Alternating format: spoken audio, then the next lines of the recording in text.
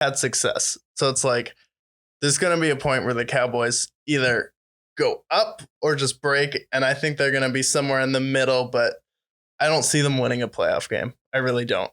Yeah, I think that's fair. And then the Lions, it's just like, stop.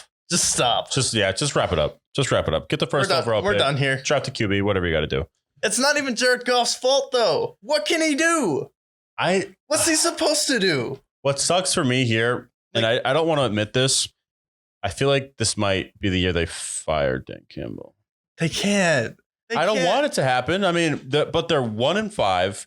Their defenses look terrible, and like if they're 3-14 again this year, I mean, I don't know. If they fire him, it's not like I can be like, what? No. How could you do? No, it's like it makes sense. It makes sense, but it's like, they should give him more patience. I think they should give him more time. Give him another year. But they need to turn shit around now. Their defense is like, ooh. It's like everyone's like assumes Dan Campbell's a defensive coach. Like, no, he played tight end.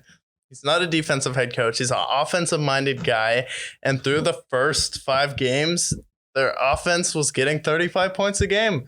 And then when they had Amon-Ra St. Brown and D. Swift, their offense was absolutely electric, and it was the defense that was the problem. Give it one more year, maybe bring in a different defensive coordinator. And he was the one guy who kind of gave me weird vibes where he's like, I don't want to have to start Rodrigo, but I will in Hard Knocks. It's like, I don't know. It was kind of cringy. Yeah, I can agree with that. Now, let's go over to the Giants continuing their magic. Giants are now 6-1. They beat the Jaguars. Jaguars go back to Jaguar levels of 2-5.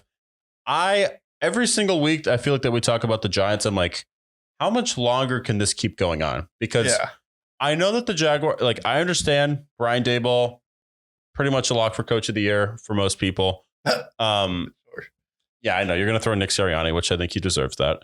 But the Giants, every single week, I'm like, I mean, yeah, they're winning these games, but like, there's got to be a point where they go on a losing streak because they're beating some teams that are not that good, like the Jaguars, who, I mean, they showed a little bit of optimism at the beginning of the year, but now it looks like they're back to their old ways of trading away James Robinson for a 6th rounder.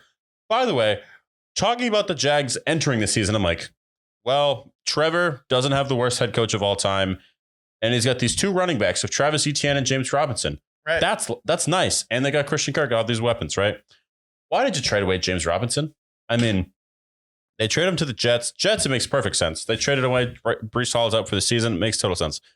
6th-round pick for James Robinson. That offense becomes way less dynamic. Yeah.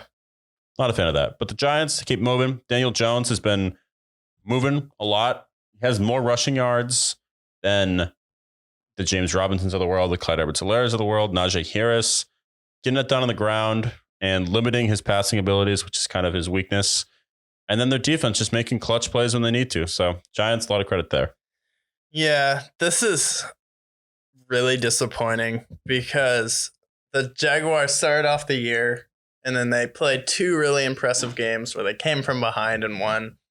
But for me, it's just seemed like he just is missing something. I'm sick of this. Oh, I'm the chill dude who shows no emotion. I'm Mr. Joe Cool throughout the whole game. I'm just like California cool, like whatever, man. Like nothing phases me. It's just like at a certain point, you're awful in the red zone. You can't convert on 3rd down. And then it was a pretty easy fix for teams to adjust to how to stop him on the RPO. So it's not like he's running the ball great anymore. And he's one of those players that's like, he's a great runner in college, but not so much in the NFL. He's not a Kyler Murray. He's not a Lamar Jackson. He's not a Jalen Hurts. And he doesn't run with, I know Joe Burrow's not a great runner, but Joe Burrow knows how to run at the quarterback position. Trevor just doesn't seem like he has a good feel for the position in the NFL. And I get last year was so horrendously bad that this year's really all about rebuilding his confidence, but you still don't have that many good weapons. Christian Kirk was the 3rd or 4th guy on the Cardinals. And when that deal happened, I'm like, that's kind of a lot of money. And then he played really well and he's played fine in spots, but it's like him, Marvin Jones, Zay Jones, it's not good enough for Trevor. because Trevor is not good enough to elevate a mediocre receiving core. Josh Allen, Stephon Diggs, Patrick Mahomes, Tyreek Hill, and Travis Kelce, Joe Burrow, Jamar Chase, and T. Higgins, and Tyler Boyd, and Joe Mixon. And it's like Jalen Hurts, you go out and get A.J. Brown. So it's like all these teams go out and get not a good receiver, a great receiver, and you went out and got a fine receiver, which is okay, but it's like it's not going to take your team to the next level, and it's not going to be able to consistently get you those big dynamic plays where Trevor doesn't feel like he has to do everything on offense, and he can't at this point in his career. It's only his second year. That's not a knock on him. Josh Allen didn't play great in his rookie year or second year, so give it time, but the Giants, it comes down to what we were talking about with coaching. The Titans, Colts, we talked about how the Titans have a better, worse roster than the Colts, but Mike Vrabel was able to coach them into wins against bad teams in close games.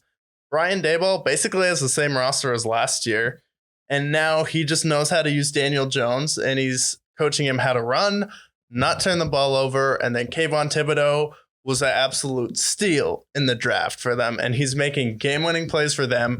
And Daniel Jones isn't making game-losing mistakes, and he's making game-winning plays with his legs, which is good enough for me to keep him afloat. So it's like, are the Giants amazing? No, but they're a team. It's like you give them the right coach, you give them some time to bring in some more of his guys down that team, and they're going to be really good in 1 or 2 more years.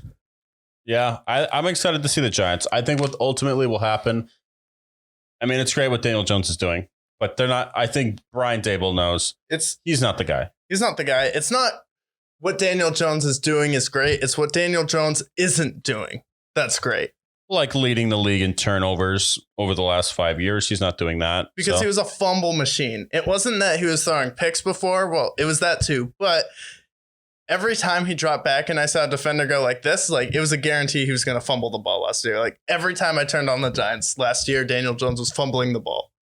And it was a problem. But this year, Brian Daboll's like, if we don't turn the ball over, we're going to win because our defense is good enough where Kayvon Thibodeau is going to make a play and then Daniel Jones is going to get a flash of daylight. That's what happened in this game where he breaks off a 30-yard run to get the ball on the Jaguar side of the field.